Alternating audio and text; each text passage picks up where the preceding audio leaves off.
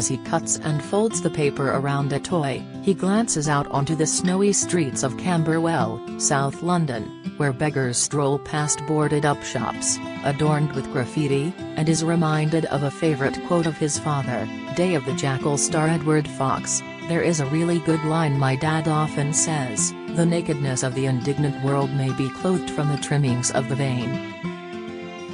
That quote is very relevant today. It comes from the 1766 novel The Vicar of Wakefield by Anglo-Irish writer Oliver Goldsmith, reflecting the vast gulf between the rich and poor in 18th-century Britain. Written decades before Oliver Twist, novelist and campaigner Charles Dickens, often quoted in similar situations, was even born, Freddie believes Goldsmith's observations on financial disparity could easily describe 21st-century Britain. In this city which I love and am hugely proud of, it has never felt more desperate. It's a world I'm so far away from personally, but I feel there but for the grace of God go any of us, he says. I have a family. I have people to protect me, people who will back me. The people being supported by this charity don't have safety. They don't have all the things I take for granted. Freddie is wrapping presents and writing cards, signed Santa's Helper, for a charity close to his heart, St. Giles Trust. They'll be given to struggling parents to lay out for their little ones on Christmas morning.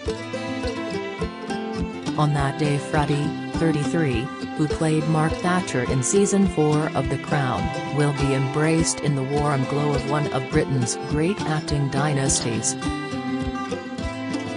Freddie Fox and his wife Joanna will also be joined by their daughter Amelia, star of Silent Witness, and a lively throng of relatives. The thing I love most about Christmas is going home to my family, going to Dorset where my heart is, continues Freddie, who won plaudits for his portrayal of convicted killer Jeremy Bamber in the television drama White House Farm in 2020. If I couldn't do that I would feel totally bereft. We'll all be together enjoying a traditional Christmas. I feel held by the love of my family every Christmas when I go to that house to be with them. It's not because of the presents or any of that stuff, it's because I go to that house to celebrate with them. Without that, Christmas wouldn't be Christmas. Away from the festivities, it's clear he'll spend time hoping those families being supported by social justice charity St. Giles will feel the same joy as his family. Children growing up in families on or below the poverty line, afflicted by addictions, menaced by domestic violence and living in fear of being sucked into the gang culture of county lines, face a daunting future, and Freddie believes they need to feel loved and at the core of the family. The present is a symbol of the love and a feeling of safety that a family can provide, he says while examining a toy. It's an incentive to those people who could be in a vulnerable position to say, "This is the life I want. I don't have to do something that puts my life and my family in danger." It's a very powerful individual message and I'm very lucky and proud to be a part of that. Freddie is paying a visit to the charity's pantry, next to its HQ in the heart of Camberwell, South London. He pops in as pantry network manager David Adams, 34, uses chalk to write up a Christmas recipe on a blackboard. This is not a warehouse-style food bank, but a cozy, brightly lit shop festooned with Christmas decorations. But everyday shoppers cannot shop here. Members pay £3.50 a week, which entitles them to £25 worth of groceries, including fruit and vegetables. David tells Freddie, "We do not provide a handout, this service is a hand-up." clients are referred from councils, housing associations and schools.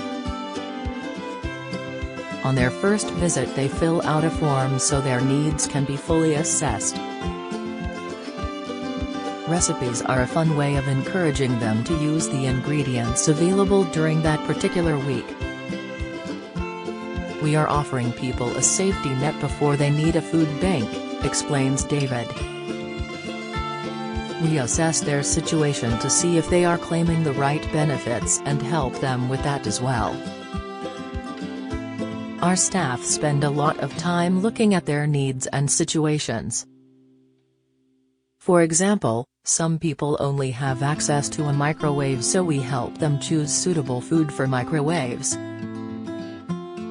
St. Giles also has pantry food hubs in Coventry, Leeds, Hackney, East London, and on an estate in the heart of Kensington and Chelsea, West London, where they offer advice on how to cook tasty winter stews using slow cookers. There are plans to open pantry food hubs in Norwich and North Wales next year. This is just a brilliant idea, enthuses Freddie as he wraps gifts for members when they come to collect their Christmas shopping.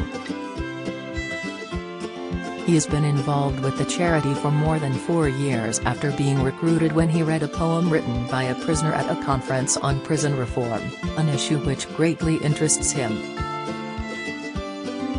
St. Giles CEO Rob Owen invited him along to chat to so-called peer advisors, mentors who have been in prison themselves or addicted to drugs or have been the victim of domestic violence, who support those deemed most at risk of falling through society's safety net. It's those people who have been through terrible times that are best able to help those who are going through it and help turn their lives around, adds Freddie.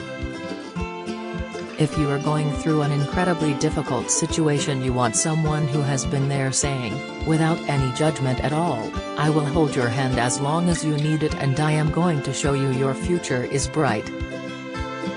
When the model was explained to me, I knew it was a good fit with my views, so I told them at St. Giles that I have signed up for life. Initially, Freddie was invited to meet inmates at London's Wandsworth prison. They were happy to share every single detail about why they were in prison and what they wanted to do when they left, he continues. There were a lot of extraordinary stories. It was eye-opening and exciting being in a room with people whose lives were so divergent than my own. All of them wanted to make sure what they had done before they came into prison, they weren't going to do when they left. Now I want to visit a women-only prison. The reasons women go into jail are often so different to the reasons men are sent to prison. For women, so much of it is about caring for children. They will go to any lengths to look after them. A visit is being penciled in for early next year to help him get a deeper understanding of the issues faced by women prisoners. St. Giles has helped 300,000 people over the last 60 years. In the last year it rescued 223 children and young people from county lines gang exploitation and helped a further 836 reduce their debts and stabilize their finances. In recent years, it has focused on those in society held back by poverty, exploitation, abuse, addiction and mental health issues, but will be doing more work with prisoners next year. This year St. Giles hopes generous readers may be able to share donations. Freddie adds, I would say to Daily Express readers, your Christmas donation could not be put to better or more effective use for a charity that is doing extraordinary work in London and across the country. Last year, St. Giles also supported 113,000 people, including giving one-to-one support for 5,500 people trapped in a cycle of reoffending and homelessness. Their interventions helped 1,084 disadvantaged people into employment and tens of thousands were reached through schools-based preventative work.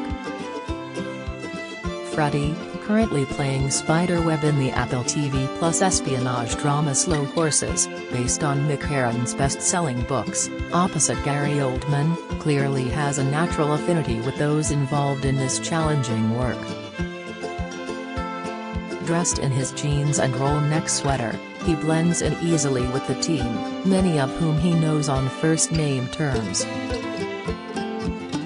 "I feel very comfortable here," he adds, smiling. The St. Giles model works. It should be taken up by the government and put into action in our prisons and communities on a much broader scale. For more information on its work, or to donate to St. Giles Trust, please visit stgilestrust.org.uk.